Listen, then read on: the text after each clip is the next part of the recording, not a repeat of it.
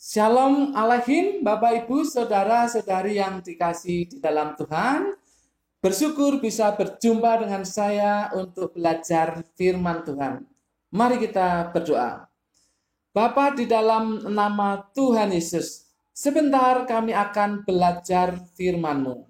Kami mohon Roh Kudus yang menolong kami sehingga kami bisa memahaminya. Dalam nama Tuhan Yesus. Amin. Bapak Ibu Saudara-saudari yang dikasih dalam Tuhan, hari ini Selasa 21 Juli 2020 kita akan belajar dari Matius pasal yang ke-17 ayat 24 sampai 27. Matius pasal yang ke-17 ayat 24 sampai dengan yang ke-27 dengan judul Antara Mujizat dan Fenomena Alam. Antara mujizat dan fenomena alam. Bapak Ibu Saudara-saudari yang dikasih dalam Tuhan, ayat-ayat ini berbicara mengenai mata uang 4 dirham yang ada di mulut ikan pertama yang dipancing oleh Petrus. Kisah ini menjadi semakin terkenal, semakin populer akhir-akhir ini. Karena apa? Karena banyak orang Kristen yang ikut Holy Land Tour.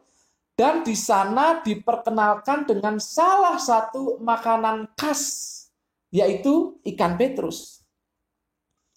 Bapak Ibu Saudara-saudari yang dikasih dalam Tuhan, sebenarnya ikan petrus itu ikan apa? Ikan petrus adalah salah satu jenis ikan yang disebut dengan ikan mus. Menurut H.B. Tristram, seorang pengamat alam, ikan petrus merupakan ikan lokal Danau Tiberias atau Danau Galilea. Ikan petrus termasuk ikan tilapia. Kalau di Indonesia salah satu jenisnya adalah mujair. Itu dekat-dekat dengan ikan nila. Bapak Ibu Saudara-saudari yang dikasih dalam Tuhan, ikan tilapia itu mempunyai kebiasaan yang unik. Dia suka mengulum benda-benda kecil di mulutnya. Kerikil ataupun batu-batu yang kecil. Jadi tidak heran kalau ikan yang dipancing oleh Petrus itu sedang mengulum uang logam. Bapak Ibu, di mana letak mujizatnya? Di mana letak mujizatnya? Mari buka ayat yang ke-27. Tetapi supaya jangan kita menjadi batu sandungan bagi mereka, pergilah memancing ke danau. Dan ikan pertama yang kau pancing, tangkaplah dan bukalah mulutnya.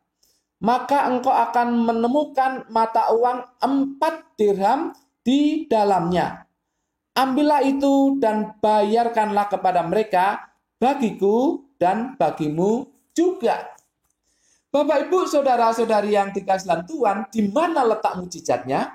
Yang pertama, Yesus tahu bahwa Petrus akan menangkap ikan yang di dalam mulutnya ada uangnya. Mana mungkin orang lain bisa tahu akan hal ini? Tapi Yesus tahu. Dan itu terjadi. Yang kedua, jumlah uang yang ada di dalam mulut ikan itu tepat seperti yang Yesus katakan, yaitu 4 dirham. Kalau orang lain mana tahu? Inilah letak mujizatnya. Yesus tahu terlebih dahulu dan tepat kejadiannya seperti yang dia katakan. Tidak ada orang yang bisa melakukan hal ini kecuali Yesus. Itulah mujizat. Itulah mujizat yang dilakukan oleh Yesus. Jadi sekalipun fenomena alam, tetapi di dalamnya ada mujizat yang dikerjakan oleh Yesus. Bapak Ibu Saudara-saudari yang dikasih dalam Tuhan, Tuhan bisa memakai alam ini untuk membuat mujizat. Tuhan bisa menggunakan fenomena alam untuk membuat mujizat. Maka jadilah peka. Dan jangan meremehkan hal-hal yang ada di sekitar kita. Tuhan bisa melakukan mujizat dengan apa yang ada di sekitar kita, yang mungkin saat ini tidak terpikirkan oleh kita. Oleh sebab itu kita perlu peka. Selain itu, berkat Tuhan itu ada di sekitar kita. Seringkali kita mencari jauh-jauh, tetapi sebetulnya di sekitar kita ada berkat Tuhan yang sudah Tuhan sediakan bagi kita. Hanya kita kurang peka, kita kurang memahami bahwa melalui apa yang ada di sekitar kita itu, Tuhan akan memberkati kita. Bapak Ibu, saudara-saudari yang dikasihi dalam Tuhan, mungkin Bapak Ibu melakukan hal-hal yang kecil. Misalkan Bapak Ibu jualan barang-barang yang kecil, sederhana. Tapi Tuhan bisa melakukan mukjizat melalui itu. Yaitu memberkati Bapak Ibu melalui benda-benda yang remeh itu. Yang seringkali disepelekan. Mungkin pekerjaan-pekerjaan yang sederhana, yang ringan. Tetapi Tuhan bisa memakainya untuk memberkati Bapak Ibu dan saudara-saudari. Maka itu jangan remehkan hal-hal sederhana, hal-hal kecil yang ada di sekitar Anda. Tuhan sanggup melakukan mukjizat melalui alam ini, melalui apa yang ada di sekitar kita. Yang penting di sini adalah taatilah perintah Tuhan. Petrus mau memancing tanpa basa-basi. Petrus mau memancing apa yang diperintahkan Yesus kepadanya. Dan terjadilah mukjizat oleh karena Petrus taat.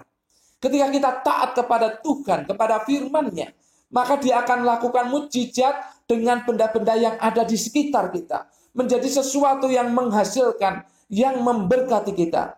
Sehingga kita tidak jadi batu sandungan, justru kita akan cukup dengan benda-benda yang sudah diperbanyak, yang sudah dilakukan mukjizat oleh Tuhan melaluinya. Kita akan cukup hidup dengan hal-hal itu.